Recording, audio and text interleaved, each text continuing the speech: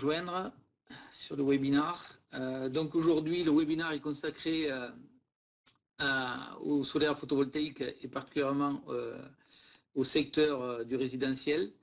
Il se passe beaucoup de choses actuellement dans le secteur du résidentiel. Un nouveau marché est en train de se créer, porté par une loi qui est plutôt favorable, par des conditions d'achat du matériel qui est plutôt favorable. Et donc, je vais vous en parler aujourd'hui. Alors, un petit tour très rapide sur le secteur photovoltaïque par lui-même et sa forte croissance. Donc, comme vous pouvez le voir sur ce slide, l'expansion solaire photovoltaïque est en marche.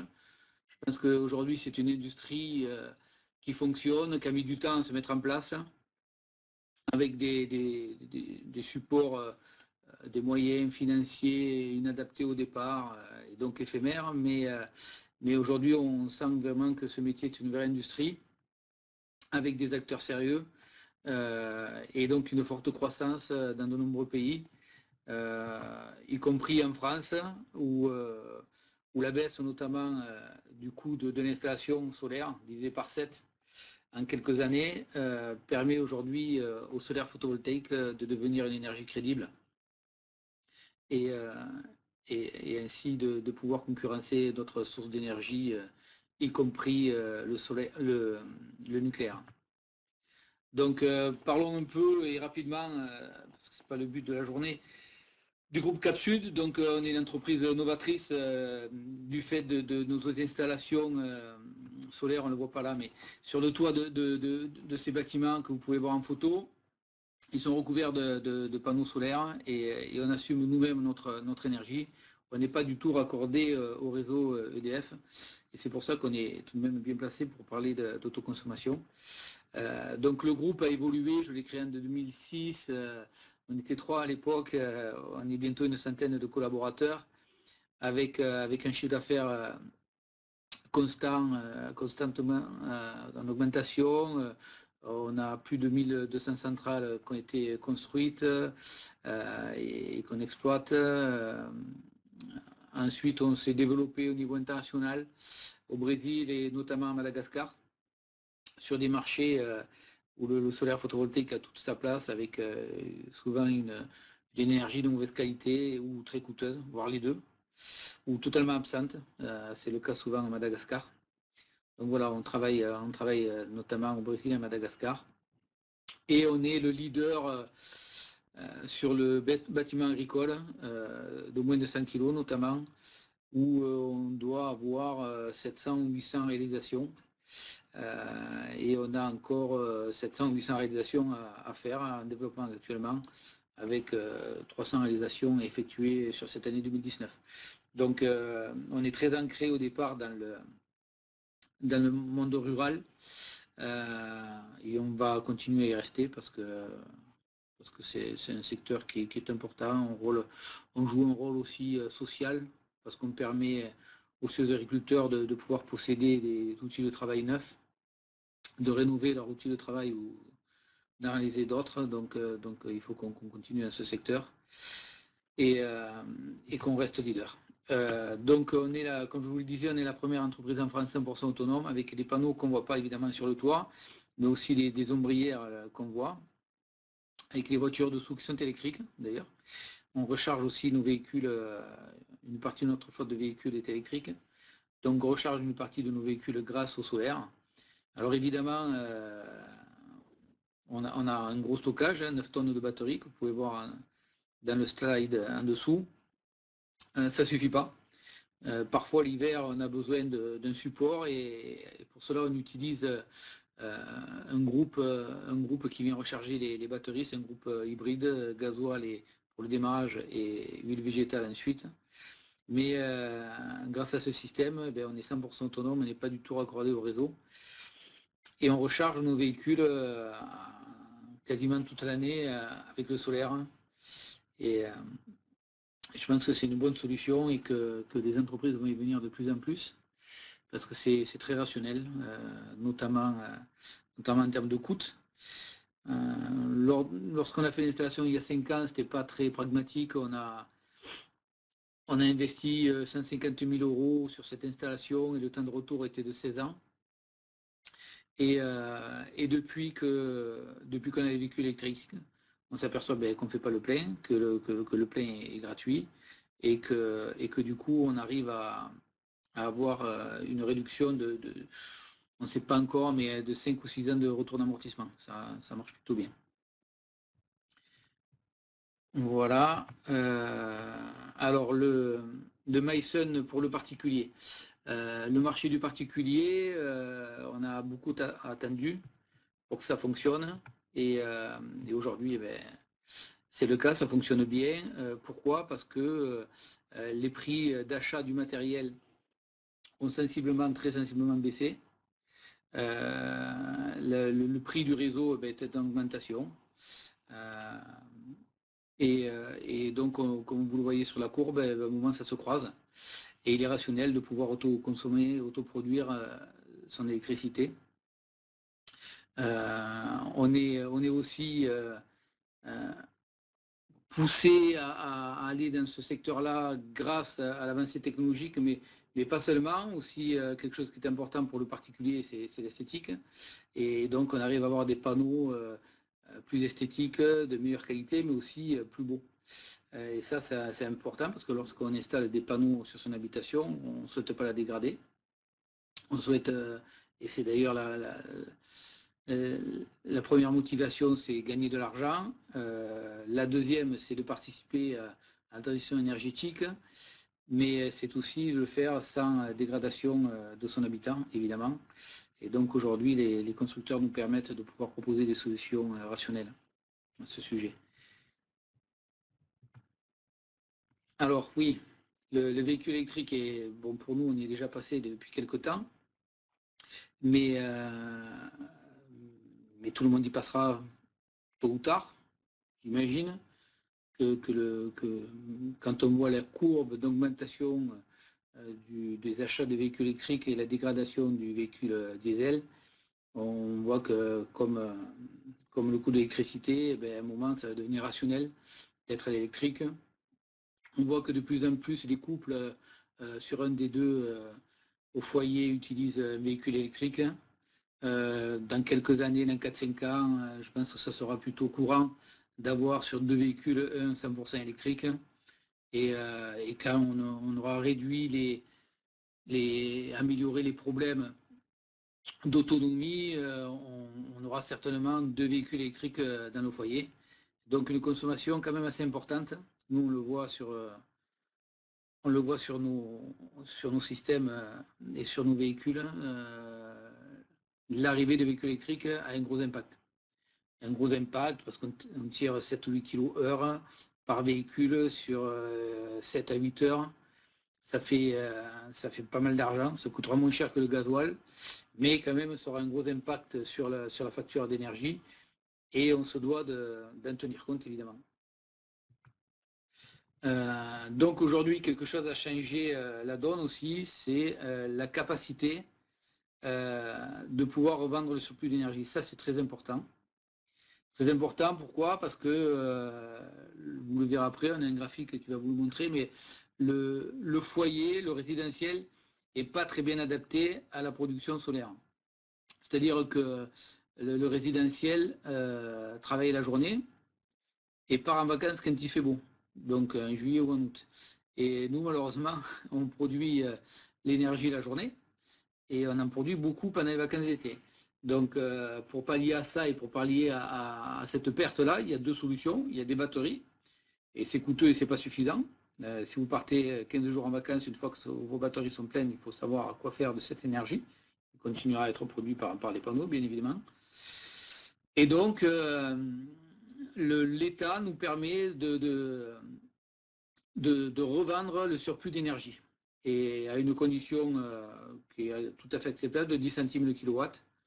Donc, lorsqu'on a utilisé toute l'énergie et qu'il en reste, lorsque les batteries sont pleines, le surplus va partir sur le réseau et être revendu. Donc, il n'y a plus de perte. Ça, c'est intéressant et ça change énormément les business models. Le business model est beaucoup plus souple et beaucoup plus adapté à la production solaire du coup. Et puis en plus, on a une prime qui devrait être augmentée sur 5 ans. Pendant 5 ans, et c'est basé sur le prix, le coût du kilowatt, le particulier aura un système de subvention. Sachant que nous, on n'était pas pour, on avait parlé un peu au syndicat, on n'est pas vraiment pour les systèmes de subvention, parce qu'on en a soupé. Hein.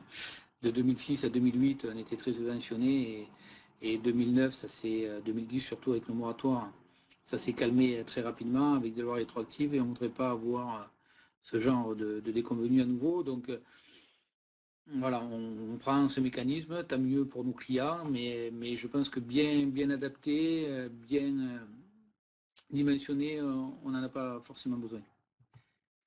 L'autoconsommation. Donc l'autoconsommation, comme je vous disais, c'est la capacité de produire, mais surtout de consommer. Et là, on le voit sur cette courbe, l'énergie solaire et les pics d'utilisation de l'électricité ne sont pas forcément en phase. Ce n'est pas le cas pour le tertiaire, évidemment. Pour les entreprises, on est plutôt en phase, notamment pour le tertiaire. Je vais au bureau quand le jour se lève et je pars du bureau quand le jour se couche, en gros. Et c'est là qu'on produit l'énergie. Pour la maison, c'est tout autre, donc il faut prendre des habitudes. Nous aussi, à conseiller nos clients pour adapter leur consommation à leur production, avec des moyens simples de minuterie pour faire démarrer la machine à laver entre midi et 2, d'effectuer, si on a les véhicules, des recharges la journée et pas la nuit. Voilà, enfin tout un tas de dispositifs avec ou sans stockage qui peuvent permettre d'autoconsommer un peu plus, produire et autoconsommer en adéquation. Le matériel, ben, c'est important parce que notamment en termes de sécurité, on est chez le particulier, et chez le particulier, le courant d'essai qui circule dans la maison, ce n'est pas une bonne solution. Le courant d'essai, c'est le courant continu, c'est lui qui sort du panneau. Et lorsqu'il sort du panneau, en courant continu, d'une part, il est dangereux, il est très mal contrôlé, on ne sait pas très bien le contrôler. Et s'il y avait un incendie lié à n'importe quoi dans votre cuisine ou que sais-je, les pompiers ne pourront pas intervenir. Là, avec le système, notamment, je ne veux pas d'Emphase, mais on en installe, mais je ne suis pas chez Emphase, je ne suis pas salarié d'Emphase, mais notamment Emphase que nous, on a choisi, nous permet à la fois de vérifier panneau par panneau le fonctionnement, mais ce n'est pas tout. Il nous permet aussi d'avoir du courant assez, donc discontinu, tout de suite à la sortie du panneau. C'est-à-dire qu'il n'y a pas de câble qui circule avec du courant quelque part plus dangereux. Donc je pense que pour le résidentiel, c'est très important. Il faut en tenir compte et changer nos méthodes de travail, ce qu'on utilise dans l'industriel et sur le hangar agricole notamment, est moins adapté pour le particulier. Les installations se font en général en toiture, 95%, c'est sur de la toiture, mais aussi il y a, vous voyez, d'autres solutions avec des percolas et des carportes. Lier les deux, c'est toujours bien. On le voit sur les grands parkings de supermarchés. C'est intéressant de pouvoir garer son véhicule lorsqu'il pleut de façon confortable. C'est intéressant de pouvoir, quand il fait chaud, avoir la voiture qui est à l'ombre. Donc voilà, il y a des solutions qu'on peut individualiser. Après, vous voyez quelques exemples d'installation. C'est plutôt sur des toitures, avec du multitoit, notamment sur le premier exemple de M. Prévet. Et là, je reviens sur l'autoconsommation et sur l'onduleur par panneau. L'avantage de cet onduleur, c'est que les panneaux qui sont sur le dessus et qui vont être ombragés un peu plus rapidement lorsque le soleil va tourner, ne va pas impacter l'ensemble de l'installation. Et chaque panneau produira le maximum de sa capacité.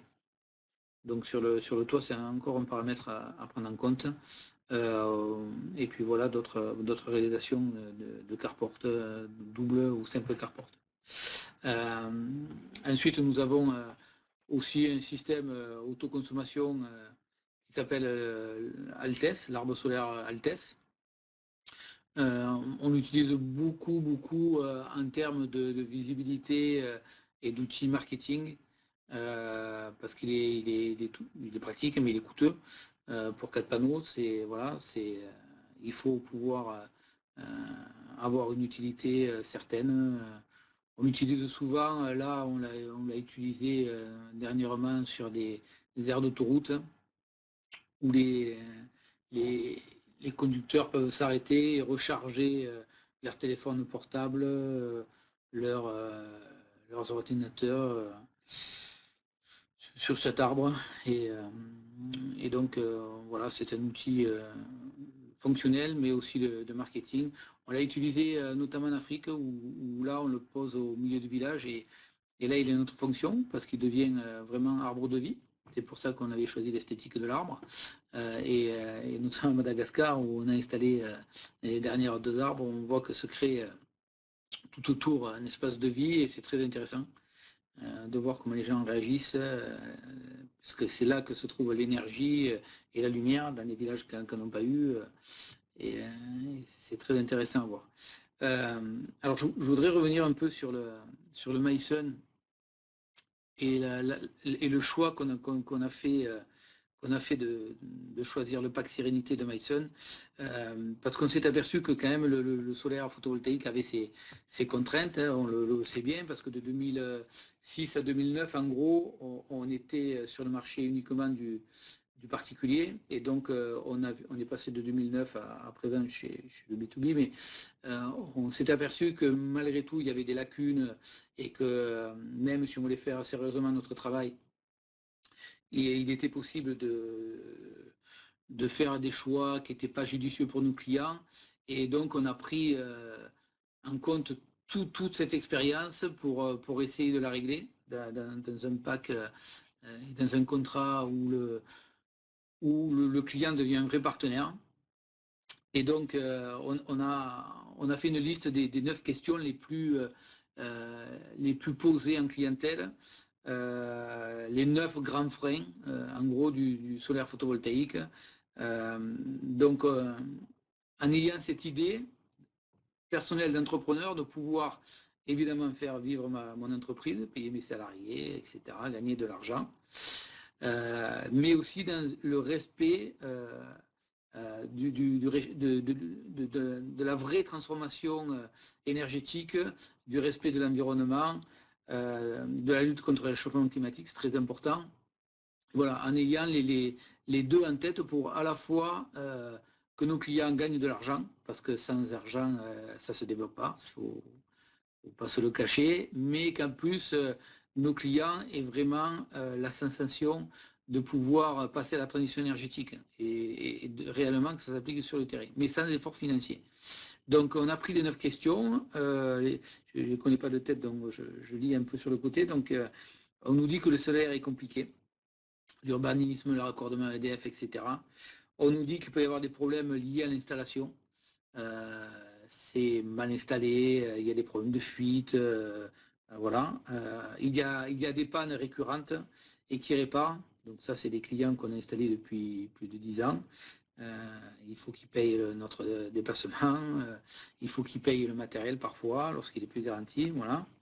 La centrale, nos clients se sont aperçus que la centrale se dégrade chaque année. Pourquoi? Parce que c'est physique. Les panneaux se dégradent chaque année, plus ils produisent et plus ils s'affaiblissent. Et au bout de 20 ans, la plupart des panneaux ont perdu 15% de leur production. Donc c'est un paramètre à prendre en compte.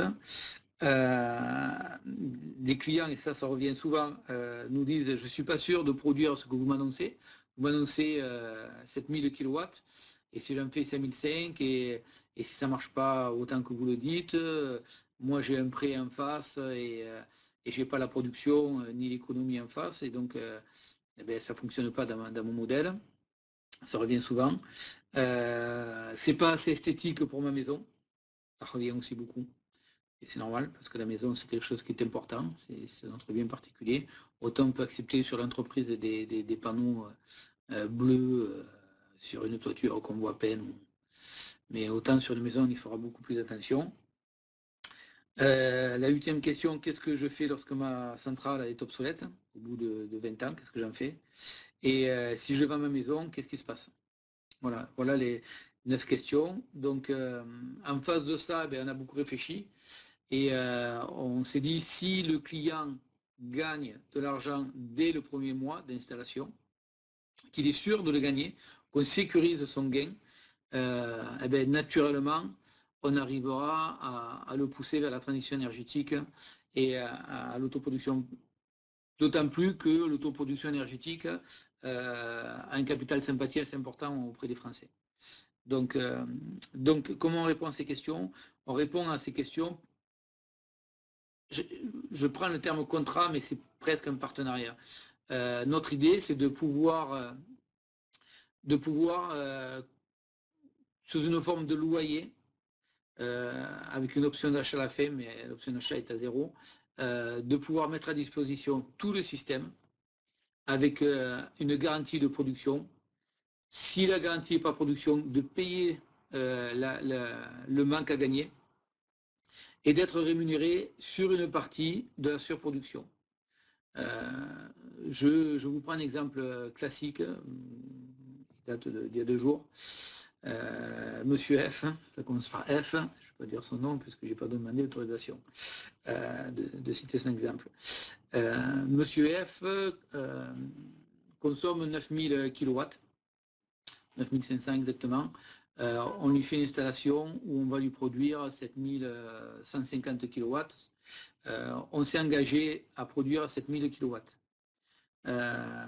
Si à la fin de l'année on n'en produit que 6000, les 1000 kW qu'on lui manque, on multiplie par son coût, et lui c'est 0,16 centimes son coût du kilowatt, et on lui fait un chèque. Donc il ne peut pas perdre, c'est pas possible. C'est contractuel, on l'écrit, on doit produire 7000 kW et on vous fait un chèque. En cas de surplus, qu'est-ce qui se passe? En cas de surplus, eh bien l'intérêt est double, et pour le client et pour nous. Lui peut gagner et nous on peut gagner. Ce système, ce mécanisme nous permet de motiver les troupes, de motiver l'entreprise. Quand mon client gagne, je gagne. Et ça, c'est assez nouveau. Et c'est très vertueux. C'est très vertueux parce que voilà, l'entreprise a besoin de rentrer du chiffre d'affaires et elle rentrera du chiffre d'affaires sur la qualité de son travail et pas sur le nombre d'installations qu'il va réaliser. Et ça, je trouve que c'est important parce qu'on l'a vécu en 2006 jusqu'à 2009 quand on faisait le particulier. Lorsqu'on avait 4 centrales à installer et donc de 4 fois du chiffre d'affaires, 4 ventes et qu'il y avait un SAV entre-temps, on faisait les 4 installations, on prenait notre chiffre d'affaires et on allait par la suite régler le problème de SAV. Aujourd'hui, on ne peut plus réfléchir comme ça, puisque si on n'intervient pas rapidement sur les SAV, si on ne trouve pas des solutions auprès des constructeurs, auprès de nos équipes, ça va nous coûter de l'argent. Mais pas à notre client, puisque lui a sa garantie de production. Donc la motivation, c'est de pouvoir en gagner plus lorsqu'on fait mieux son travail. Et je trouve que c'est bien pour les deux, du moment où notre client gagne plus lui aussi. Je pense que c'est très vertueux et que c'est peut-être le seul contrat qui existe de ce type. Et donc, nous sommes rémunérés sur la surproduction. On facture 0,08 centimes sur la surproduction. On risque rien, enfin mon client ne risque rien, parce que si on produit 1000 kW de plus, pour Monsieur F par exemple, qu'est-ce qu'il va faire de ces 1000 kW? Une partie va être autoconsommée, donc on va lisser une facture à 0,16 centimes, et une autre partie va être revendue dans le réseau à 0,10 centimes. Donc dans le pire des cas, il va bénéficier du delta entre 0,10 et 0,08 que je vais lui facturer. Donc il fera une économie de 20%. Et pour nous, donc, une grande motivation à pouvoir intervenir rapidement, à pouvoir installer le meilleur matériel, puisque nous sommes dépendants de la qualité de cette installation, puisque nous sommes dépendants de la production. Donc la question même du client qui nous dit quel type de panneau, quel type d'onduleur voulez-vous mettre, même ce type de question a plus lieu d'être. puisqu'on va mettre le meilleur, puisque c'est pour nous-mêmes. Et puis je vous assure que 008, c'est pas anecdotique. 008, aujourd'hui, c'est le coût de l'appel d'offres. L'appel d'offres sur les centrales auxquelles on participe, et on gagne souvent, des centrales de 100 à 500 kg, se traite à 0,08 centimes. Et pour 0,08 centimes, il me faut un bâtiment, il me faut des ingénieurs, de la maçonnerie, des panneaux, des onduleurs, etc. Là, 0,08, c'est juste d'optimiser régulièrement mes centrales.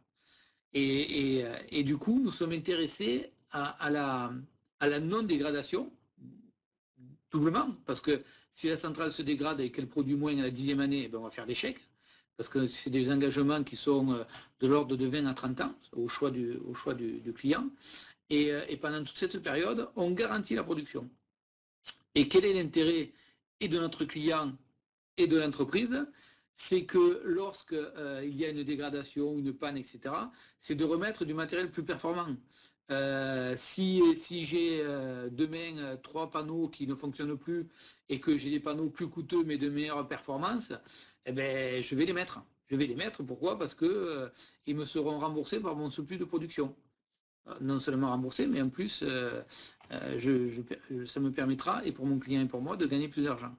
Donc, je pense que c'est un système vertueux qui permet d'allier la sécurisation pour notre client, de l'optimisation de la centrale régulière, et en fin de contrat, contrairement à ce qu'on pourrait trouver sur des investissements classiques, des prêts classiques, ou en fin de prêt, on arrive souvent en fin de vie aussi de centrale, eh bien, en fin d'abonnement, la centrale est rénovée, optimisée, et elle produira plus que ce qu'elle produit au début.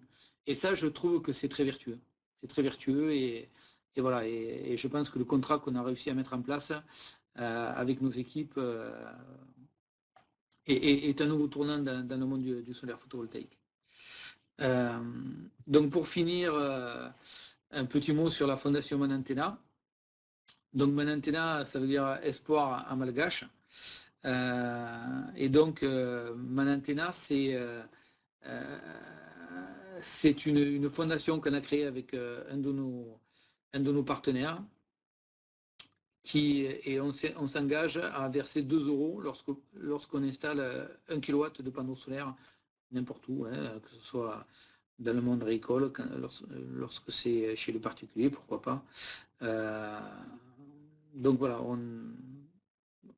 grâce à ce soutien financier de Capsule, mais aussi d'autres soutiens, eh bien, on installe des arbres solaires, comme vous avez vu, comme il y a un centre de village et qui deviennent un lieu de vie, ou là, pour le mois d'avril, où nos équipes partent installer un dispensaire à Madagascar, 100% autonome, bien sûr, avec beaucoup de panneaux et des batteries, dans un village très reculé au Madagascar, où aujourd'hui, ils n'ont pas d'énergie, et parfois ils en ont, mais c'est fait avec des groupes électrogènes, bien sûr, et ils ont du mal à avoir du fuel lorsqu'ils l'ont, c'est très coûteux, enfin voilà, et donc on va pallier à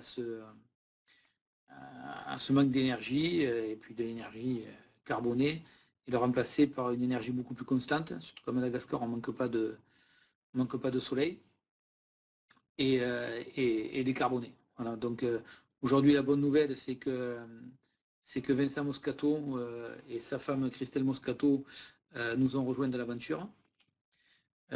Et j'ai 3 questions. Ok, je vais essayer de faire vite pour pouvoir répondre. Et je ne vois pas les questions. Et l'apport de Christelle et de Vincent Moscato va nous permettre, j'espère, de lever plus de fonds et de pouvoir... Alors, je vais répondre aux questions, ça y est, je les ai. Et de pouvoir récupérer plus d'argent et donc faire plus de projets. Alors, je vais les reprendre dans les questions avant de terminer. La revente de surplus fait EDF auprès d'autres fournisseurs également. Aujourd'hui, ça se fait auprès d'EDF. Il n'est pas prévu d'autres fournisseurs pour l'instant. Et ça se fait auprès d'EDF. Je sais que Total rachète des centrales, l'électricité des centrales. Nous ont fait des propositions dans ce sens, mais aujourd'hui, on continue à revendre EDF. Avez-vous une formule? Combien de temps d'énergie produite par un panneau compense énergie? Fabrication. Jules, pour répondre à ta question, ça dépend de l'irradiation, mais on est plutôt sur 3 ans. En moyenne, en France, c'est 3 ans. Il faut 3 ans pour compenser l'impact de carbone de la construction. Marc, une question qu'on s'est encore posée hier. Le syndicat des énergies renouvelables nous dit que non, le fisc nous dit que non, la AOA ne sait pas.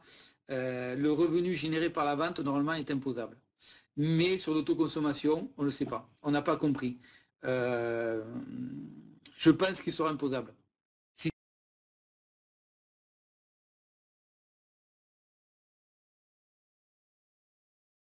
Merci Lionel. Mais je crois que j'ai dépassé mon temps imparti. Je vais faire vite. Je suis bavard, désolé. Avez-vous une formule de location? Donc voilà, j'en ai parlé. En combien de temps d'énergie? J'en ai parlé. Lionel, peut-on espérer un retour sur investissement sur l'installation avec une revente à 0,10 et une faible consommation en journée? Ça dépend aussi de ton irradiation.